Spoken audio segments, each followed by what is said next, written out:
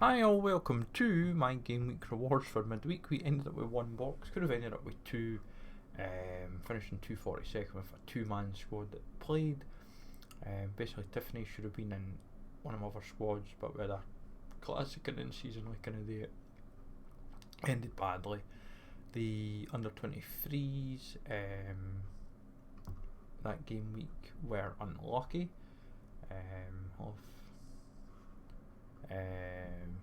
Ian had a feeling to do this. So basically, my under 23s, where is it? Here it is. So 241 I got. Baselli, I think this would have done better if Baselli just hadn't conceded 4. Cause I think he'd been generally playing alright. The goal had helped his case as well. But as I said, minus 21 for general, just completely crushing him. He was doing well for defending. He was unlucky not getting a beyond the double. It was just one of those high scoring games and you were like, oh great, this is just chaos to witness. But is what it is. If I find the other box squad, few relegations because of Brentford playing crap, basically. That was kind of that theme. And then forgetting to do the adjustments for Contender, which was a laugh. And then Verbruggen, just I love how when you look at that, it's basically owning a DNP. That's just absolute banter in that regards. Can't even suddenly find the squad. Joys of when you do it the wrong way.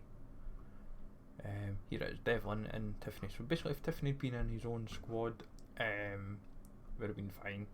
But it is what it is. We just get on with it and hope for the best. If we can get at least a couple of essence would be nice, but we'll accept the 1 and run.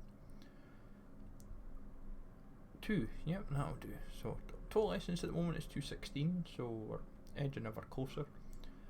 Rivals were sitting 6 and with 6 rep. Pretty much just nothing to really shout home about. We got hammered in the Brighton game, which was a bummer because that was what the game. We'd won that last night, we'd be fine. We are going to have to start looking at playing more games, I think shortly. But I'm going to play as patient as possibly can with this game week. Put the free play into a game tomorrow, and then setting free. Basically, try and put as many free plays in as I can. For teams for this game week, we've got 56 squads in total that we can get rewards from. So, Best of Europe, running Trap, Andre Santos, Koulirakis, Rafinha and Romano Schmidt. We've got 2 anti-snack teams. We have a limited and a common, a limited and a rare. Common. Wish we had a common that could compete in this, would be fun. Got Nadal from Caspro, good mate of mine. So Cass sorted me out with a couple of Nadals. Expected to play this weekend with Carrasco just playing tragically, and when I see what his price was, I thought gives me a temporary starting keeper for now, and obviously just work from there. Then from there really, cap 260, we've got 2 limited, 1 rare. Couldn't really squeeze out a lot. I think I could have squeezed out another rare squad. Basically, it's a 4-man, but the problem was just didn't have another starting keeper. If I'd probably just pushed around for if I'd pushed Titan sooner, like that card, but at the same time, Titans get hammered with PSV, so probably not a bad thing. But a couple more Nadals would have probably been the play, I think, but is what is. Murakami and Howen, see how they perform in 260. Navarro being captain solely because he's scoring big numbers just now, and Kuno's getting used because of low cap. Korea, excited to see what he can do. Then the Prem and Champion squads with McCarthy and Net, these are interesting squads solely because does McCarthy start after the massacre that Lumley put out the other night? He basically caused, I think, like 2 goals. Very unconvincing, and for what I've read from quite a few Southampton pages, they're like 50 between 50-50 for McCarthy and Lumley, to as much as 60-65 in favour of McCarthy. They're just not convinced that Lumley should be starting. Like, once Ramsdale was back, I think come start of the year, it's like both McCarthy and Lumley, it's like, yeah, neither of these will be playing again. So see what happens there, but see what Brentford can do. In the grand scheme of things, as I say, try to get more Premier League players brought in over the next week or two. We'll be trying to filter out some of the junk like that's underperforming lately, like Bellegarde. Trying to think who else I might get rid of, but Bellegarde's kind of like the main one, really. Like, interesting, I always keep Tavernier in the squad, but I feel like he's putting in good numbers to make the squad work, so that's kind of why we keep him there. See how Verbruggen does this weekend. Otherwise, Steele might be thinking, I deserve a shout. La Liga, obviously, 8 o'clock game is Mallorca Celta Vigo. Well, this is live, but tried to really balance out who's playing, not playing. I think managed to get some more La Liga players brought in thanks to Basel. Just got rid of a few players, and I was like, oh, these guys are kind of what I'm after. So getting the Betis collection improved a bit more, so for in season, so helps that out immensely. And as I said, I'll look at more Bilbao players for in season and classic as well. Just try and get these teams that a little bit more improved. Maybe do the same with Villarreal. I'll have a look. So Villarreal, Betis, Bilbao are kind of hopefully doing the bits for me. Vitas being player of option this week. Then 2 in season and 1 classic. Just all Labraviches. We were looking like Zentners and Zetterers and Aronows and whatnot. We basically looked around and we basically decided in the end, just for now, to hold off bringing in any more Bundesliga options, solely because of how the league does, because it has its winter break shortly. So I thought, keep off the Bundes. I think like La Liga should be a bit more resolute, but we'll wait and see from there. Stiller being our only option playing tonight for the classic common squad. Got to be bold, but Marmoush, see if he can put 100 in, and along with Trapp. As we tried to sell McCarthy during the week, no success. But as we said, because of the hope that he could play, get some in. For the rest of the squads, like Saibat, like for like our in-season players, we're going to be filtering out a few options. Like Saibat, for a Huffhouse, since I brought in on a 4, his numbers have just tanked when he's been very solid beforehand. But I'll see what I can bring across like Ligue 1, Premier League. I don't mind Premier League even filtering into this, but I'll see what budget's working like, and also, but as I said, I try and keep it to Serie A and Ligue 1, solely that these are competitive and have a chance. But I don't mind throwing in like La Liga, Premier League, or Serie or Bundesliga where needed, depending if we've overbought or. But we'll see what we can do. As I said, Darun's starting the squad off nicely with an assist. Like, didn't captain him solely because I was worried. It being Atalanta, AC Milan, I thought, who's going to pop off tonight? That was my fear. So I was like, yeah, let's just not take the chance. But Berto, we've kept in, like we've kept his supply, and like we've kept him in. Like Lecompte's not convincing enough still, so we'll wait and see how that one progresses. Chevalier not helping that squad out for a start. Great, no clean sheet there. Banter. Lewandowski being captain's maybe bold from me, but we'll wait and see.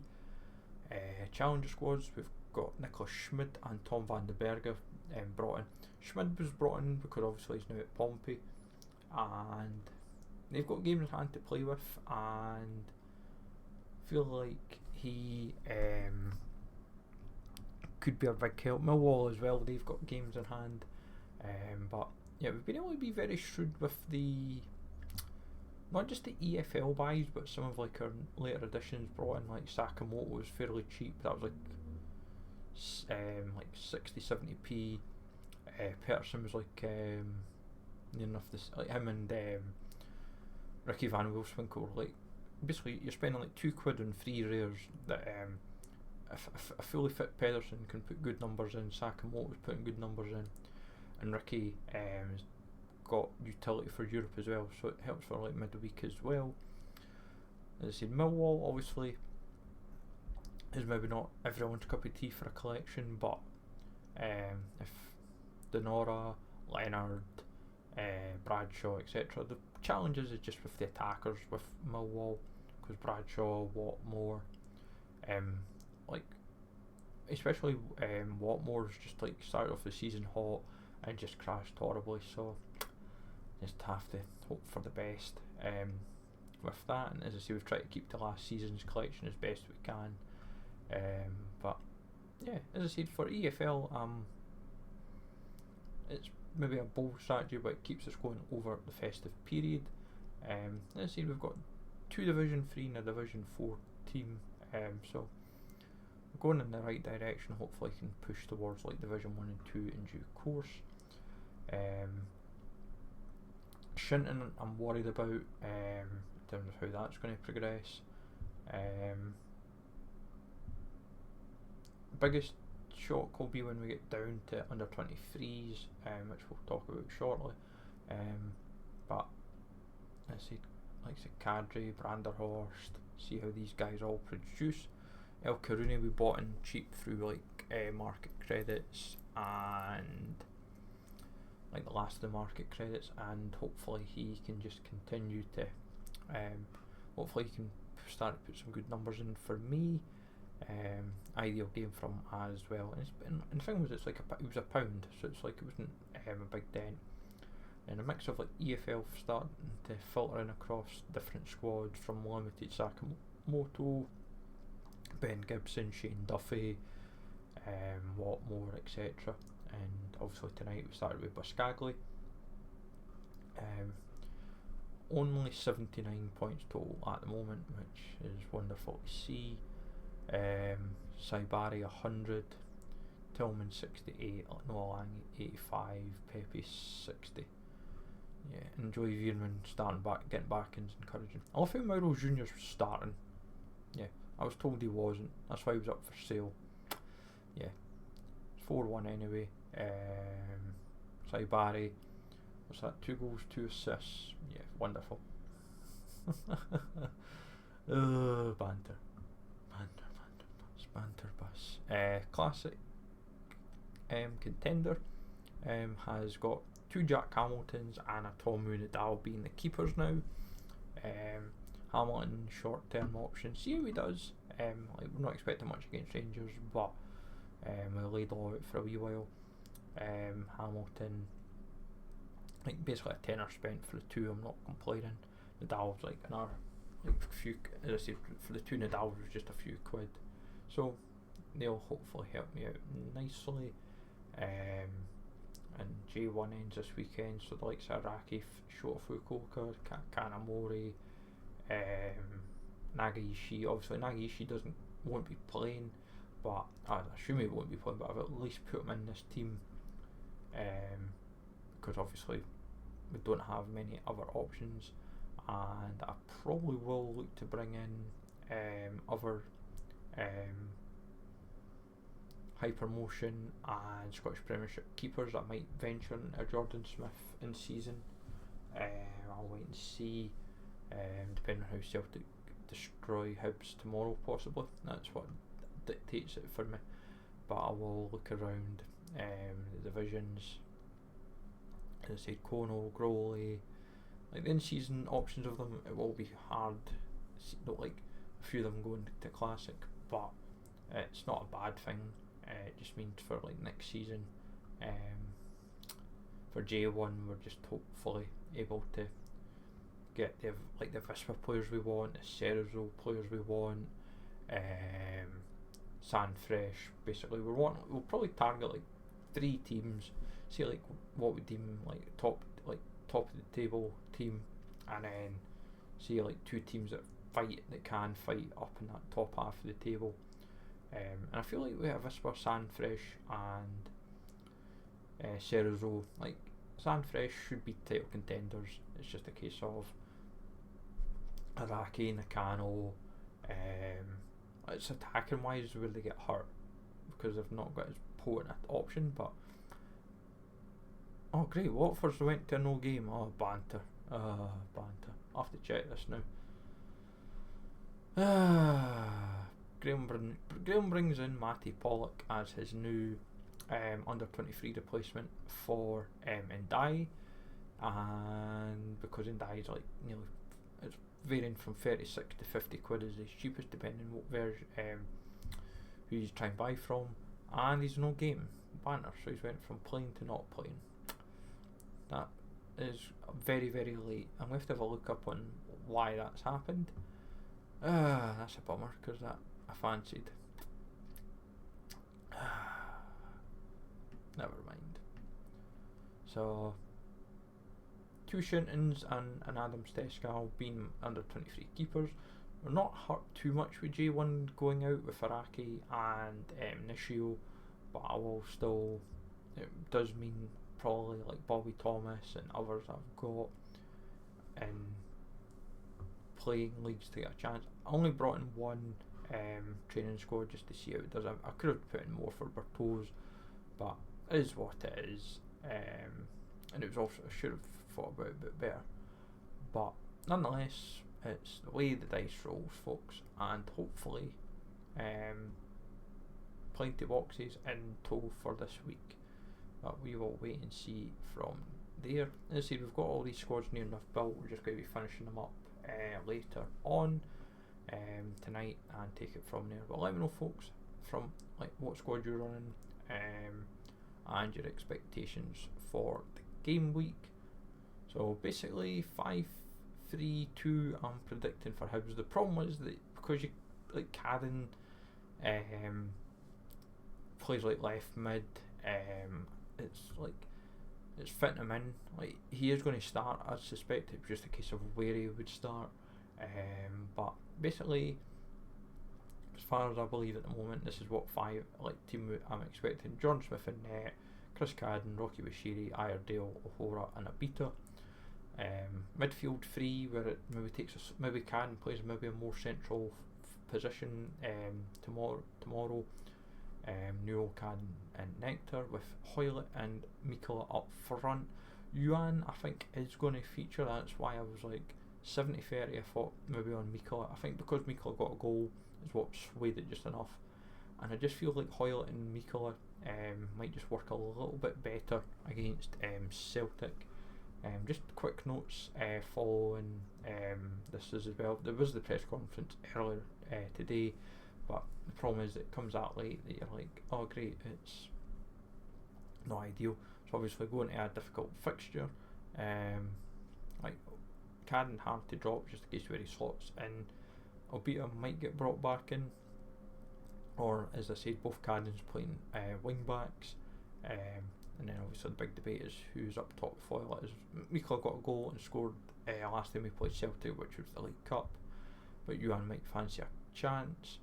Boyles had hip problems, that was reported there on the week, and why he's not been in the squad.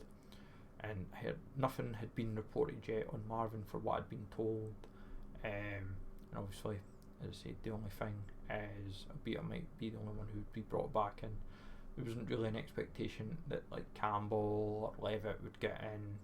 It was kind of like stick with one inside, Bursick not getting a sniff again either just now. Give Smith another game.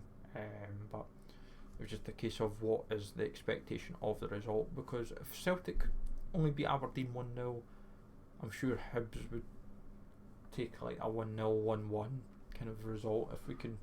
It's going to be hard at Parkhead, but see what happens at the end of the day. But hopefully all this you find useful. I know for those that have got Hibs players, a lot of them have Hoylett for contender squads, Mikola for under 23s, and then Abita for they've had just because for contender, but see what happens and take it from there. I know some have Newell as well, and some have started to bring in Nicky Cadden because of the last few games. So yeah, I know what people I know what people are starting to run. Like Bursic was popular for a lot of people because he was basically the cheapest under 23. Now that he's been dropped, it's like people are like, I've now got to keep him and try and run with him. It's till Jordan Smith has a disaster class, you're not going to get him back in. As he had 50-50, like after his first game. Second game's just kind of keeping a clean sheet, pushed them up to 90. So yeah, way the dice rolls. So hopefully you find all this useful, folks. Have a good one. Take it easy all. Thanks for listening, and I'll catch you all later.